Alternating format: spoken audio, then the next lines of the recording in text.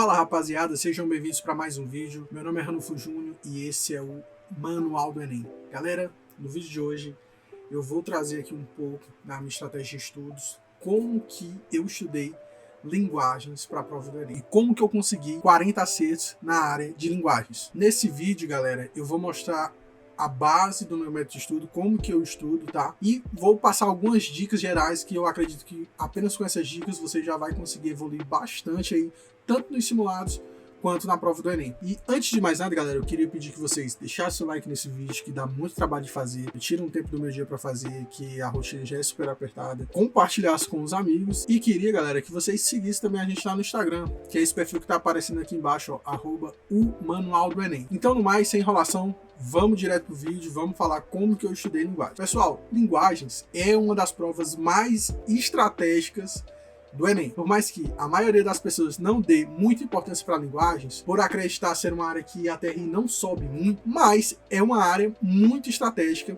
quando se pensa em cursos muito concorridos como medicina e em cursos onde o peso para a linguagem é muito alto. E aqui eu vou dar um exemplo pessoal. Na universidade em que eu passei para medicina, linguagens era peso 5. Então, mesmo que você fosse muito bom em matemática, muito bom em naturezas, redação, mas ainda assim não conseguisse uma boa média em linguagem, você fica de fora em medicina nessa universidade. E foi justamente o que aconteceu comigo. Teve um ano em que eu fiquei de fora, eu não passei, por causa de linguagens, que eu tinha ido mal e nas outras matérias tinha ido bem, como matemática, redação e etc. Então vamos lá, vamos mostrar aqui algumas dicas que podem lhe garantir a aprovação no Enem. Primeiro de tudo, galera, primeira coisa, linguagens não é uma prova conteudista, ou seja, você não precisa ficar muitas horas estudando teoria, conteúdos, muitos conteúdos, para ir bem na prova. Linguagens é uma prova que cobra habilidades, e essas habilidades são baseadas na matriz de referências, que é um documento oficial do MEC que dita as diretrizes de competências que vão ser abordadas na prova. Assim como todas as outras áreas também são regidas pela matriz de referências. No entanto, as outras áreas são mais conteudistas. Ou seja, para você acertar uma questão, você precisa ter estudado um conteúdo. Por exemplo, tem uma habilidade em naturezas que diz exatamente o seguinte: você precisa conhecer fenômenos ondulatórios e aí vai. Ou seja, você precisa conhecer o que são fenômenos ondulatórios. Ou seja, você vai ter que estudar aquela playlist ondulatória e resolver questões de ondulatório. Para nossa sorte, linguagem não é assim. Então, vamos lá. Então, primeira dica aí que me ajudou a alcançar os 40 mais em linguagens. Primeiro, de acordo com o texto, é diferente de infere-se, constata-se e depreende-se. O que é isso? Aquelas questões que tiver de acordo com o texto, você nem tem que pensar, tá? De acordo com o texto, nesse texto, de acordo com o autor desse texto, tá? Você nem tem que pensar muito, você tem que responder o que o cara botou lá no texto, o que o autor botou lá no texto. Ah, mas é uma visão diferente da minha?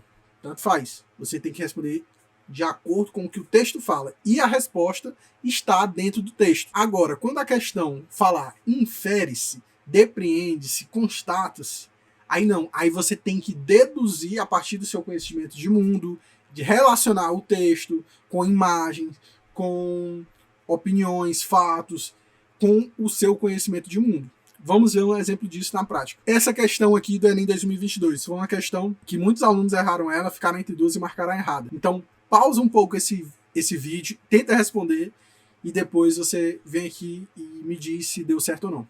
Vamos lá. Olha só a questão. Nesse texto, a violência no futebol está caracterizada como 1. Então, ele vai caracterizar a violência no futebol aqui de alguma forma. Pisoteamento, arrastão, empurra-empurra, agressões, vandalismo e até furto a um torcedor que estava caído no asfalto, após ser atropelado nas imediações do estádio Maracanã. As cenas de selvageria tiveram como estopim a invasão de milhares de torcedores sem ingresso, que furaram o bloqueio policial e transformaram o estádio em guerra de ninguém. Um reflexo não só do quadro de insegurança que assola o Rio de Janeiro, mas também como uma violência social que se embrenha pelo esporte mais popular do país. Ele está dizendo o seguinte, que é um reflexo não só do Rio de Janeiro, mas com uma violência social. Tem esse reflexo dentro da sociedade. Em 2017 foram registrados 104 episódios de violência no futebol brasileiro que resultaram em 11 mortes de torcedores. Desde 1995, 111 torcedores ficaram feridos e um morreu. Durante uma batalha campal no estádio do Pacaembu, A autoridade tem focado as ações no enfrentamento à violência no futebol em grupos uniformizados, alguns proibidos de enfrentar estados. Porém, a postura meramente repressiva contra as torcidas organizadas é ineficaz. Porém, a estrutura meramente repressiva contra as torcidas organizadas é ineficaz em uma sociedade que registra mais de 61 homicídios por ano. Ou seja, o autor basicamente está falando o seguinte: a violência não é só no futebol, é estrutural, é na sociedade. E já que é na sociedade, também vai ser no futebol. É basicamente isso que ele está botando aqui. Então, nesse texto, a violência no futebol está caracterizada por um problema social localizado numa região do país? Não. Não só numa região, ele falou como um todo, né? 61 mil homicídios por ano no país. Desafio para as torcidas organizadas dos clubes? Não, também não. Ele não falou de torcida organizada. Reflexo da precariedade da organização social no país? Opa, falou de que é um reflexo da sociedade, da organização social como um todo. Inadequação do espaço nos estados para receber o público? Não. Consequência da insatisfação dos clubes? Não, insatisfação dos clubes não. Então o seguinte, é dos torcedores, tá? Então é o seguinte, letra C, tá? De acordo com o texto. Agora vamos ver quando ele falar infere-se, constata-se, ou seja, você vai ter que relacionar o que está ali com o seu conhecimento de mundo, com a imagem, com o texto, e aí sim chegar na resposta. Você vai ter que deduzir, tá? Isso aqui, galera, é tudo apoiado na competência 7 de linguagem da habilidade 23. Inferir em um texto quais são os objetivos de seu produtor, qual o seu público-alvo, pela análise de procedimentos argumentativos. Então você vai analisar todo esse contexto pelos procedimentos argumentativos e vai inferir, você vai tirar dali a informação que você vai deduzir. Certo? Então vamos lá. Campanhas de conscientização para o diagnóstico precoce de câncer de mama estão presentes no cotidiano das brasileiras, possibilitando maiores chances de cura para o paciente, em especial se a doença for detectada precocemente. Pela análise de recursos verbais e não verbais dessa peça publicitária, constata-se que o cartaz... Então é o seguinte, vamos lá ver esse cartaz. Você vai ter que ver tanto a verbal quanto a não verbal e vai ter que constatar algo. Câncer de mama. Vamos tocar nesse assunto. A prevenção começa com a conscientização. Use o laço rosa. E aqui ao fundo tem uma mulher tocando a mama dela, muito provavelmente remetendo ao processo que a mulher identifica o caroço ali no seio e remetendo também ao exame que é feito para saber se tem algum tumor, que é pelo toque. Então vamos lá. Olha só, isso aqui já foi a interpretação minha. Em momento nenhum o texto está falando que é por causa disso, que tem esse tocar. Isso aí é uma dedução minha. Letra A. Promove o convencimento do público feminino porque associa as palavras prevenção e conscientização. É por isso que está promovendo o convencimento do público? Não sei, vamos para a próxima. Persuadir as mulheres brasileiras valendo-se do duplo sentido tocar? Opa, acho que sim. O objetivo é chamar a atenção da mulher para um assunto evitado por mulheres mais velhas? Não. Convence a mulher a se engajar na campanha e usar laço rosa? Ele fala, use laço rosa. Mas pela análise dos recursos verbais e não verbais dessa peça publicitária, a questão pede para analisar os recursos verbais e não verbais. Se fosse só os verbais, sim, mas não. Mostra a seriedade do assunto evitado por muitas mulheres. Aqui no caso, a imagem não traz seriedade, traz mais ali a questão do toque mesmo. Então, gabarito, letra B. Veja, essa é uma questão que facilmente você poderia ficar entre a letra A e a letra B. Mas você vai constatar algo a partir dos recursos verbais e não verbais, tá? Competência 7. Esse próximo modelo de questão aqui vai ser um baseado também na competência 7. E vai ser questões mais voltadas para peças publicitárias, tá? Então, você vai ter que fazer uma análise de discurso ali.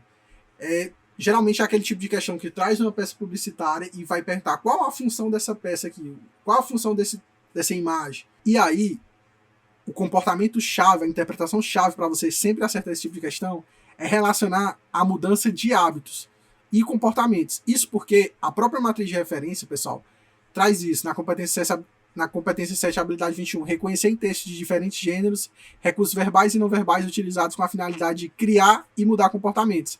Então, sempre a resposta vai ter que ter a ver com a mudança de hábitos e comportamentos, tá? Então, galera, nesse tipo de questão, basicamente, sempre você vai ficar entre duas, e aí a ideia-chave aqui é você marcar aquela que tem a ver com a mudança de hábitos e comportamentos. Vamos ver aqui alguns exemplos. Por exemplo, essa peça publicitária.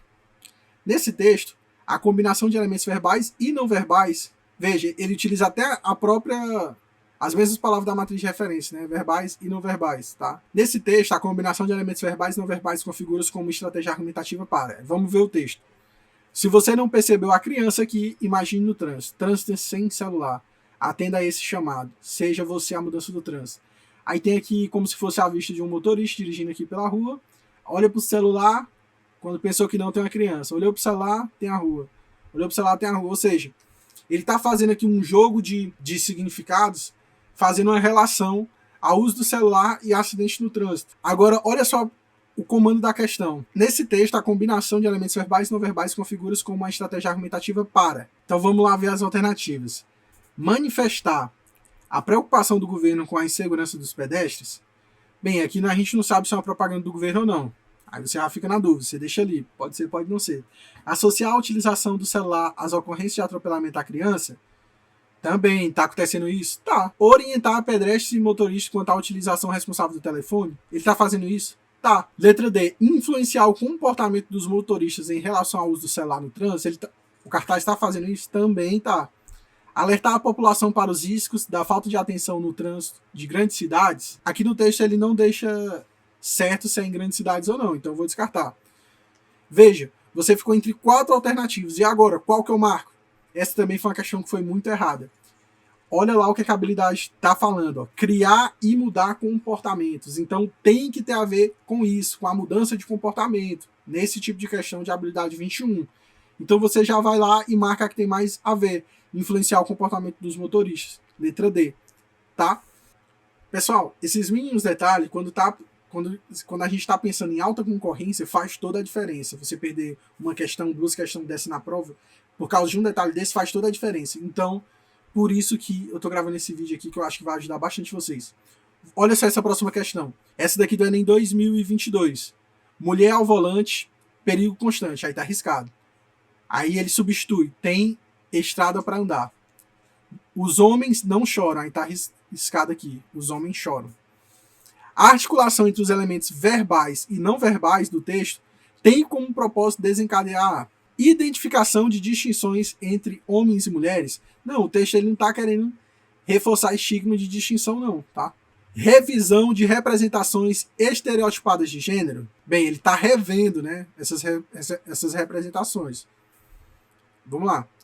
A adoção de medidas preventivas de combate ao sexismo. Sim, ele está combatendo o sexismo.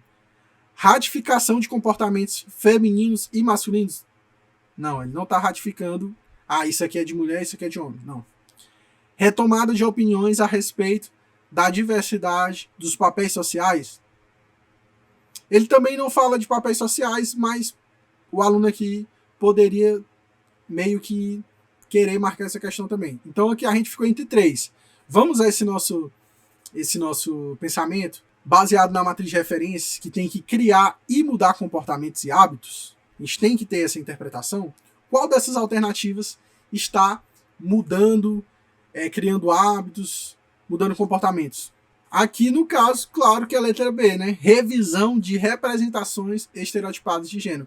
Quando você revê isso, você tá ou não tá mudando comportamentos, mudando pensamentos, mudando hábitos, né? É disso que a matriz de referência está falando. Então você tem que relacionar a essa mudança. Aqui na alternativa C, ele não está falando de medidas preventivas. Não, ele só está tentando mudar essa cultura, esse estereótipo, né? Homens choram. Mulher ao volante tem estrada para andar. Ele está retomando opiniões a respeito da diversidade dos papéis sociais? Não, ele não está retomando opiniões, né? Opiniões antigas. Ele não está falando de papéis sociais. Não, ele só está justamente revisando essas representações estereotipadas. Então ele tem que ter a ver com essa mudança de hábitos, de parâmetros, de estereótipos, né? Se tem que ter a ver com mudança, é uma revisão, né? Não uma retomada daquilo que já existia. Então, letra B. Então, esse é o pensamento-chave nesse tipo de questão da habilidade 21 de competência 7. E por último, pessoal, vou usar aqui uma questão que foi uma questão muito errada, eu acho que foi uma das questões assim, mais contra-intuitivas da história. Era de uma habilidade fácil, era de competência 6, era falando de funções da linguagem, que já é um assunto muito batido, é um assunto fácil, mas que muita gente errou. E para isso, eu utilizo aqui essa dica que eu sempre utilizo na prova, que ela me ajuda bastante a, quando eu fico entre duas, eu marco a certa. Que é o seguinte: quando ficar entre 2 ou 3 alternativas, siga esse passo a passo. Primeiro, faça um pequeno resumo da ideia principal do texto. Você vai lá e resume em poucas palavras, com as suas palavras mesmo. Pô, o que foi que esse texto falou? O que foi dito aqui? O que foi que eu acabei de ler? Eu sei que depois de 3 horas de prova, a gente já não está raciocinando direito, a gente já não está lendo direito. Identifique o tipo e gênero textual. Isso aqui pode ajudar bastante. Pô, se é uma questão de competência 1, perguntando as características de determinado gênero textual, e eu já estou muito cansado e não estou lendo direito, é só relembrar, pô, se isso daqui é uma resenha crítica, pô, quais são as características da resenha crítica? Então eu já vou relembrar, apenas lembrando a que gênero textual isso pertence. E por último, reescreva uma resposta com as suas palavras. Isso aqui também pode ajudar muito. Eu vou mostrar aqui um exemplo de uma questão que foi muito errada e que, seguindo esses 3 passos, às vezes até no primeiro passo ali você já mata a questão. Mas essa última dica aqui, para quem ficou até o final do vídeo, comenta aqui: eu assisti a última dica, e pode ajudar bastante você também durante a prova. Essa questão aqui do Enem 2020, vou-me embora para Passagarda, é uma questão de função da linguagem. Olha só como é da questão. Os processos de interação comunicativa prevêem a presença ativa de múltiplos elementos de comunicação, entre os quais se destacam as funções da linguagem. Meu Deus do céu, aqui, depois da 3ª hora de prova, você lê isso aqui, sua cabeça começa a embaralhar, você já não entende mais nada. Nesse fragmento, a função da linguagem predominante é A. Aqui é uma questão de habilidade 19, né? A habilidade 19 fala justamente disso, analisar a predominância de uma função da linguagem. Vamos lá para o texto. Vou-me embora para Passagarda foi o poema de mais longa gestação em toda a minha obra. Vi pela primeira vez esse nome Passagarda quando tinha os meus 16 anos e foi num autor grego. Esse nome de Passagarda significa campo dos persas, ou tesouro dos persas. Suscitou na minha imaginação uma paisagem fabulosa, um país de delícias, como Leviatã ou Voyage.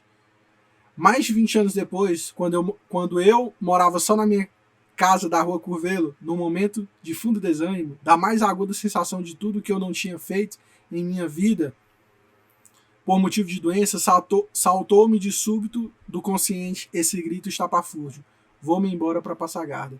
Senti na redondilha a primeira célula de um poema e tentei realizá-lo, mas fracassei. Alguns anos depois, em idênticas circunstâncias de desalento e tédio, me ocorreu o mesmo desabafo de evasão da vida besta. Desta vez, o poema saiu sem esforço, como se já estivesse pronto dentro de mim.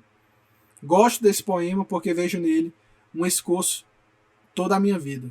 Não sou arquiteto como meu pai desejava, não fiz casa, mas reconstruí, não de uma forma imperfeita neste mundo de aparências, uma cidade ilustre que hoje não é mais Passagarda de Ciro, e sim a minha Passagarda. Aí o aluno vê todo esse texto aqui e vai lá para as alternativas. Qual é a função predominante? Emotiva, porque o poeta expõe os sentimentos de angústia que levaram à criação levaram à criação poética. Ele faz isso. O aluno já vai lá, opa, será que eu encontrei a resposta? Letra B, referencial, porque o texto informa sobre a origem do nome empregado em um famoso poema de Bandeira. Aí disse, não, esse aqui não, né? Metalinguística, porque o poeta tece comentários sobre a gênese e o processo de escrita de um de seus poemas. Ele faz isso? Faz, verdade. Poética, porque o texto aborda elementos estéticos de um dos poemas mais conhecidos de Manuel Bandeira. Tem essa coisa poética, que está falando da estética do texto? Também tem. Apelativa, porque o texto tenta convencer os leitores sobre sua dificuldade de compor o poema. Aí chega nessa hora aqui o aluno, meu Deus, vai lá e lê de novo o texto. Aí volta aqui e lê de novo o texto. E fica nessa. É emotiva, é metalinguístico ou é poética? É emotiva, é metalinguístico ou é poética? E nessa hora, galera, matematicamente, a chance de você marcar errado é muito grande. E agora, Ranulfo, o que é que eu faço? Vamos aplicar um pouco desse método aqui dessa dica aqui que eu falei para vocês. Vamos fazer um resumo aqui da ideia principal do texto. Se você pudesse resumir todo o texto, pegar apenas o mais importante, o que é que foi dito? Um autor falou de como ele criou um texto. Porra, Nuf, então é metalinguística. É, cara, claro que é metalinguística. Pô, Nuf, mas não tem muita função emotiva também? Porque, ó, tu falou que é pra analisar o gênero e tipo textual. Ali parece muito um diário, ele falando de como que ele fez um poema. Sim, mas é por isso mesmo que o Enem pede para analisar, a matriz de referência pede para analisar a predominância, tá? Então, veja, se você resumiu toda a ideia do texto e é um texto falando sobre a criação de um outro texto, é metalinguagem.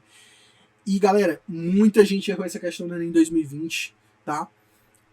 E veja como a matriz de referências pode ajudar você na hora da sua prova e como essas pequenas dicas vai fazer você marcar a certa. Então, por último, essa dica aí. Faça um resumo da ideia principal do texto, identifique o gênero e tipo textual e reescreva uma resposta com as suas palavras. Se você seguir esse passo a passo e você está ali entre duas alternativas, eu tenho certeza que a chance de você marcar a certa é muito alta.